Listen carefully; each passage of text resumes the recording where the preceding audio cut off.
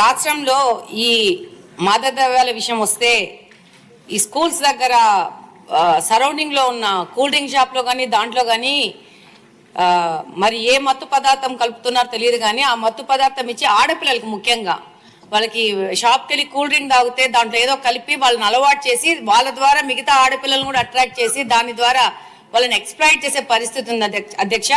దీని మీద మంత్రి గారికి ఆ చుట్టుపక్కల ఉన్న పోలీస్ స్టేషన్లో వాళ్ళకి కౌన్సిలింగ్ ఇచ్చి ఆ యొక్క స్కూల్స్ మీద ఒక నిఘా వేయాల్సిన అవసరం ఉంది అధ్యక్ష. రెండో పాయింట్ ఏంటంటే గాంజా తగ్గుముఖం పట్టింది కానీ వాటి మీద ఏమాత్రము ఈజీగా తీసుకోకుండా దాని మీద ఇంకా కఠిన చర్యలు తీసుకొని వాళ్ళ మీద ఈ పెడ్లర్స్ మీద కఠినమైన కేసులు బుక్ చేయాల్సిన అవసరం ఉంది అధ్యక్ష.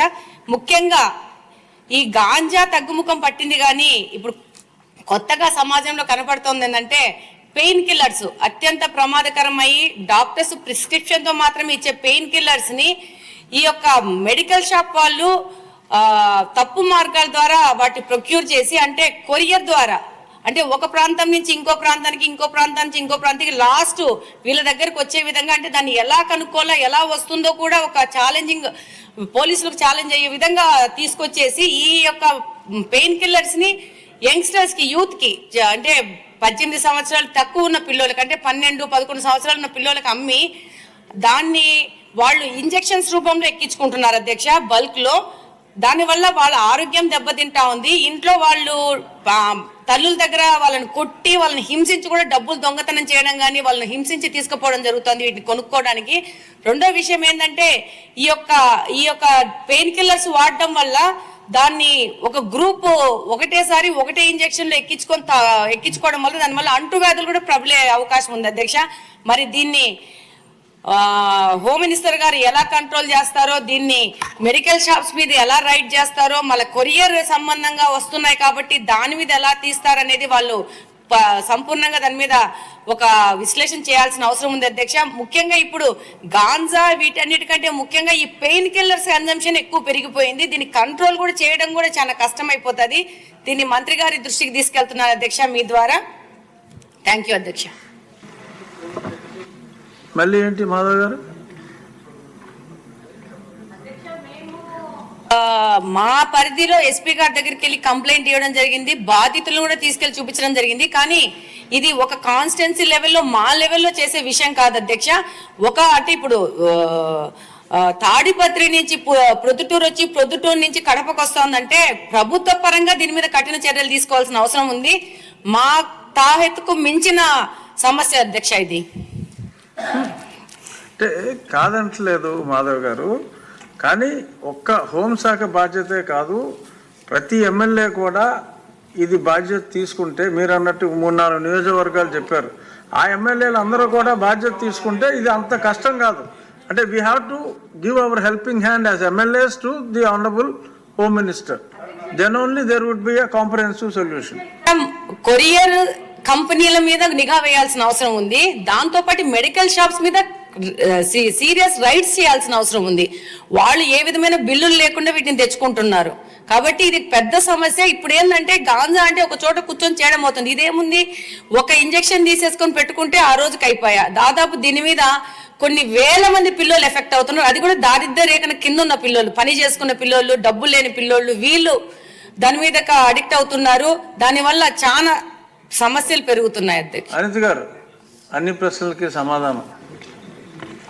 అధ్యక్ష, గౌరవ సభ్యులు గల్లా మాధవి గారు, రెడ్డప్ప మాధవి గారు, శ్రావణ్ గారు అందరూ కూడా చాలా అంటే ఇప్పుడు ఈ గాంజాని ఎలా నిరోధించాలి, గాంజా మీద ఉక్కు పదం ఎలా మోపాలి అనే దాని మీద చాలా సీరియస్గా డిస్కషన్ కూడా జరిగింది అధ్యక్ష. దీని మీద మన గవర్నమెంట్లోకి వచ్చిన వెంటనే ఎన్డీఏ కూటమి గవర్నమెంట్ ఏర్పడిన వెంటనే ఫస్ట్ ఆఫ్ ఆల్ గౌరవ ముఖ్యమంత్రి గారు డిపార్ట్మెంట్ వాళ్ళందరితోని కూడా కూర్చొని ఈ గాంజా ఎక్కువగా ఉండటం వల్ల లాస్ట్ గవర్నమెంట్లో ఈ గాంజా డ్రగ్స్ వినియోగం కానీ రవాణా కానీ విపరీతంగా అయిపోవటం, ఎక్కడైనా గాంజా దొరికినా డ్రగ్స్ దొరికినా దానికి సెంటర్ పాయింట్ ఆంధ్రప్రదేశ్ అవ్వడం లాస్ట్ గవర్నమెంట్లో మనం చూసాం. దీని నేపథ్యంలో ఫస్ట్ ఆఫ్ ఆల్ ఈ క్రైమ్ రేట్ని తగ్గించాలి అంటే ఈ గాంజాని అరికట్టాలి, అదేవిధంగా డ్రగ్స్ని అరికట్టాలి అనే ఏకైక ఉద్దేశంతో గౌరవ చంద్రబాబు నాయుడు గారు సీఎం గారు ఒక ఏర్పాటు చేసుకుని ఈగల్ అని ఒక సపరేట్గా ఒక వింగ్ను కూడా ఏర్పాటు చేయడం జరిగింది అధ్యక్ష. దానికి ఆంధ్రప్రదేశ్ ప్రభుత్వం కూడా జీవో ఎంఎస్ నెంబర్ 145 మొన్ననే మనకు ఇచ్చారు అధ్యక్ష. మొన్న బడ్జెట్లో కూడా ఈగల్కి సపరేట్గా ఒక బడ్జెట్ని కూడా కేటాయించారు అధ్యక్ష.